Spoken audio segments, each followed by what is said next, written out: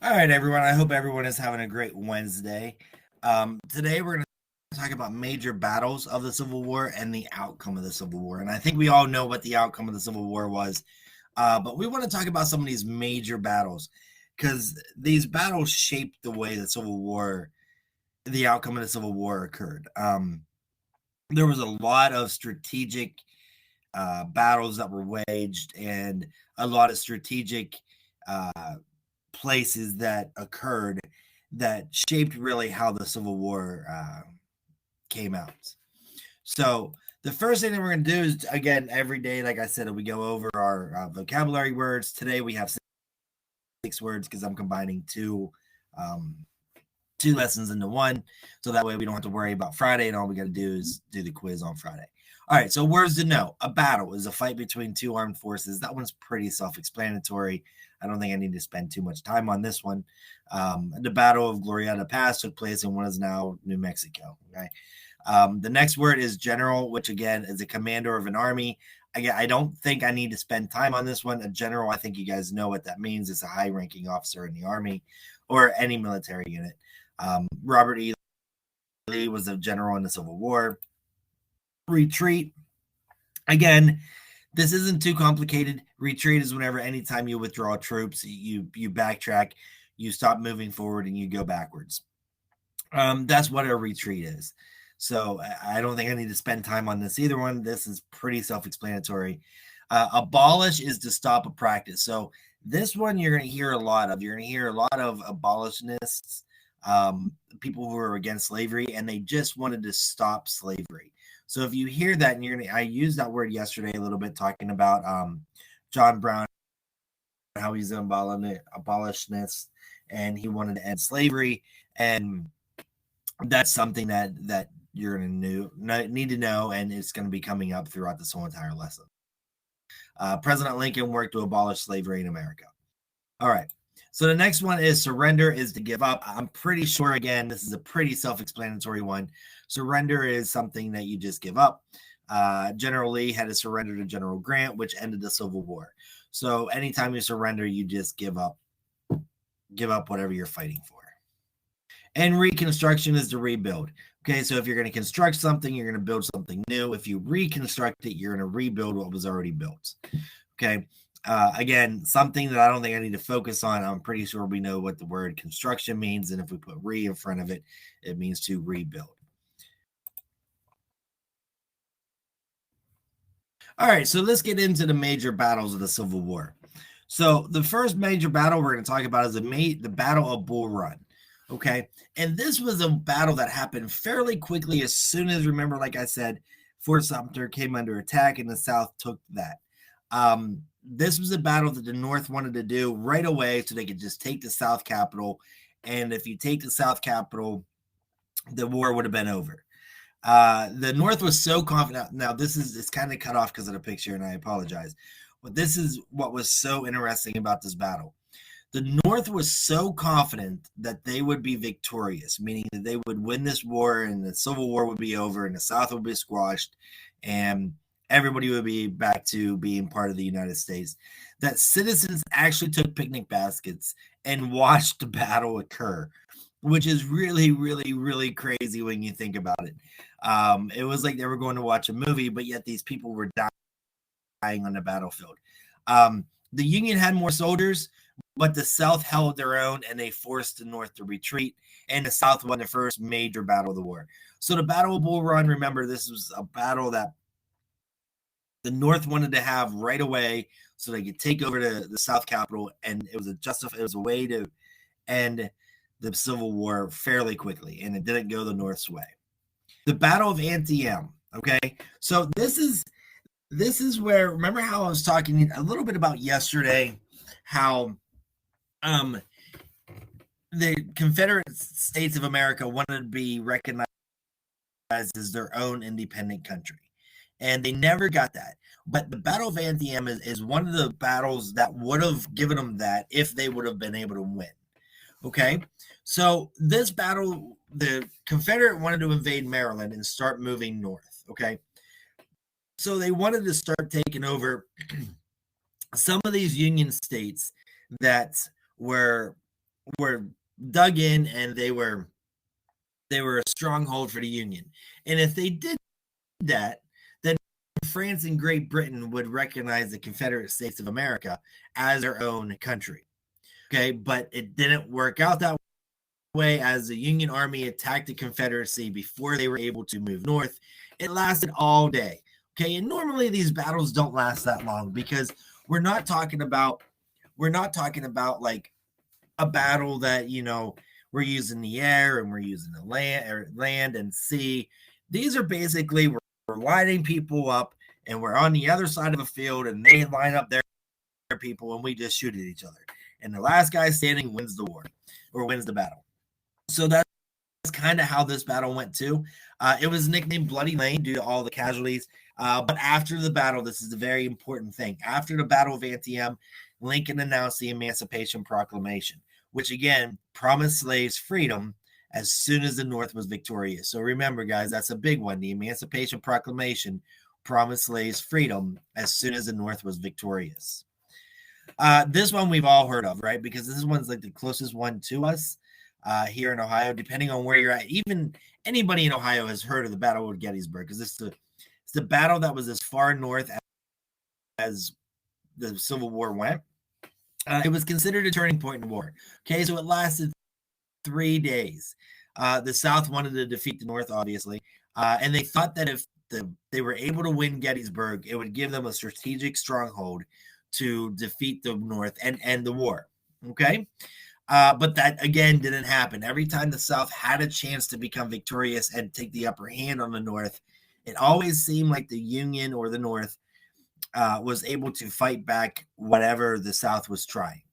The Union Army was victorious at the Battle of Gettysburg, and the last-ditch effort of the South was called Pickett's Charge, and that's where he took all his men and just charged at the Union Army. It was very unsuccessful. The commanding officer actually took a lot of his men into that battle, and when they charged, a lot of men died. The Confederate Army was forced to retreat. It was the deadliest battle in the Civil War. Okay, and I think we were talking a little bit about it in one of the two classes yesterday, about if you go to Gettysburg, it's supposed to be haunted, or you'd see ghosts, and whether or not you believe in that stuff.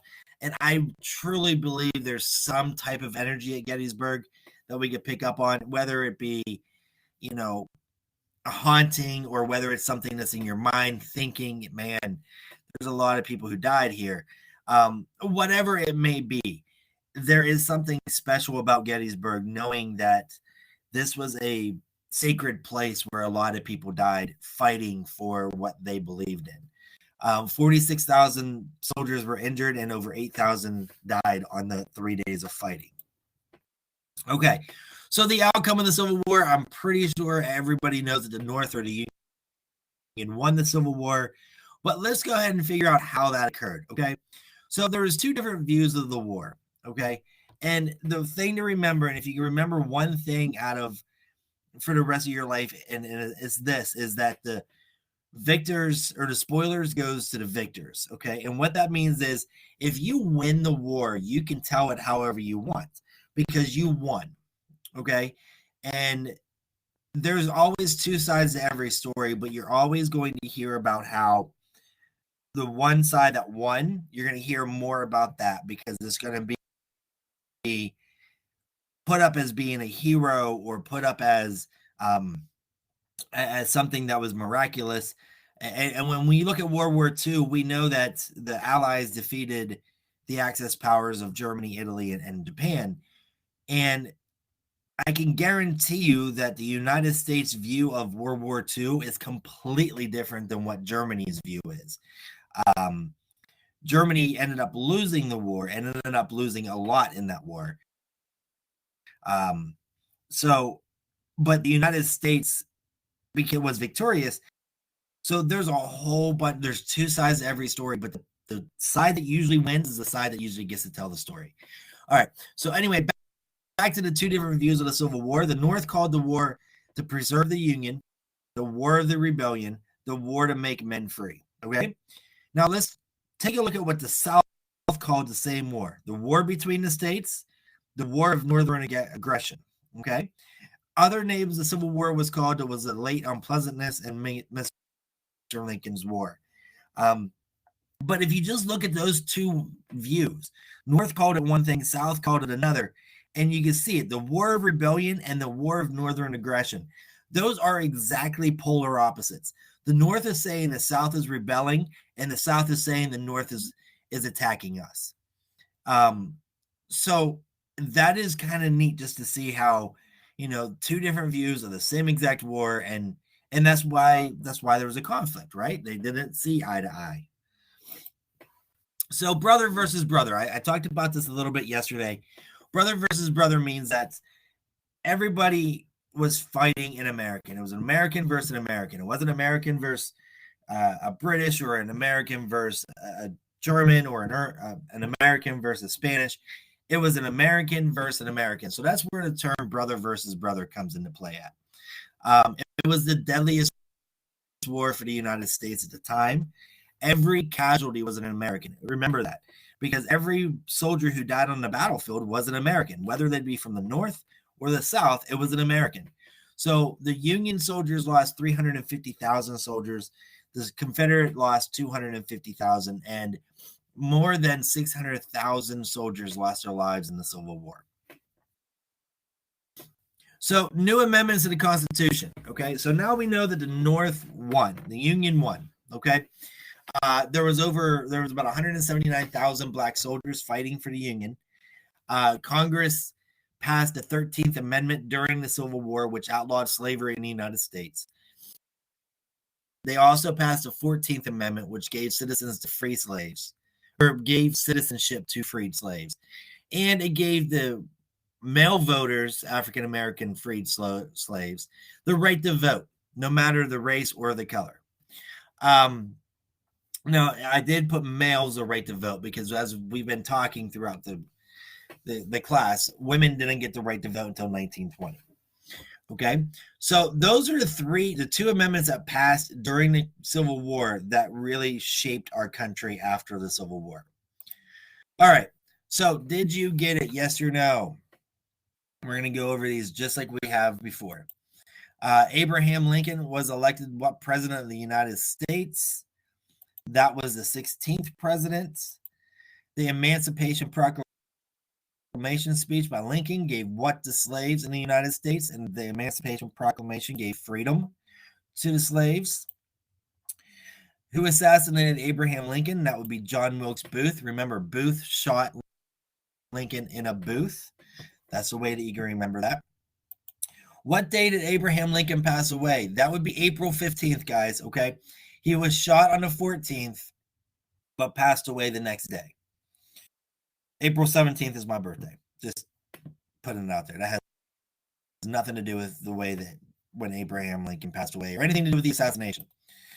John Wilkes Booth was shot in a barn after the successful assassination of Lincoln. That is true. He was surrounded in a barn, and eventually somebody snuck up behind him and shot him. And his last words were, what a waste, or something like that.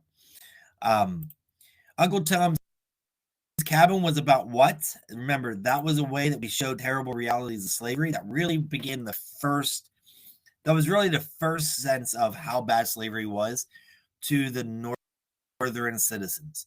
They had an idea, but it wasn't until they started reading this book that they actually came to the reality of, man, this is a really bad thing. The Compromise of 1850 was meant to do what? Remember, compromise means that you're meeting somebody halfway. So if you're meeting somebody halfway, you're going to try to keep peace between them. And that's what the Compromise of 1850 was meant to do. It was meant to keep peace between the North and the South. Unfortunately, that's not how the North and the South seen it.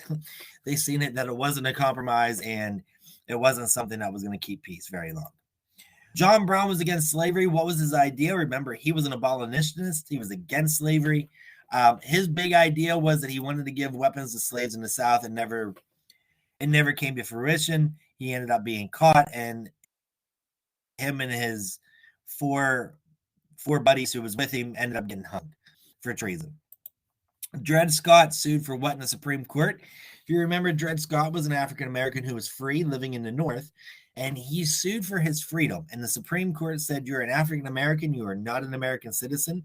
Therefore, you don't have the rights of every American citizen in North America or in the United States.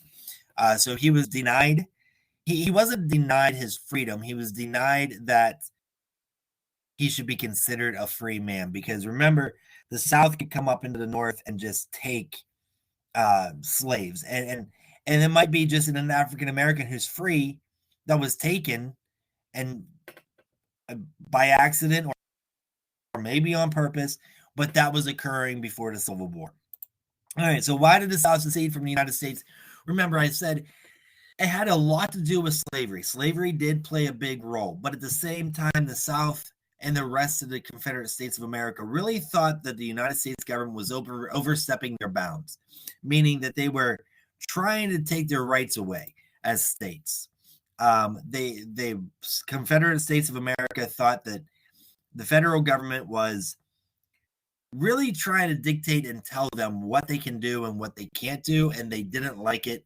And then whenever Abraham Lincoln was elected president, that was the end of it, because they did not want to have an anti-slavery president in the office. So what fort did the Civil War begin at? That was Fort Sumter, guys. Okay, so as of we were talking yesterday, Fort Gettysburg is not a thing, and the Alamo happened way before the Civil War started in Texas.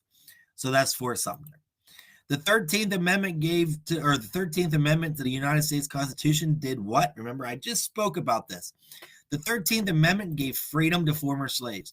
So that meant everybody in the United States was free. There was no longer anybody being held against their own will and held, without pay. Now, that didn't mean that African Americans were treated right, but they were no longer slaves.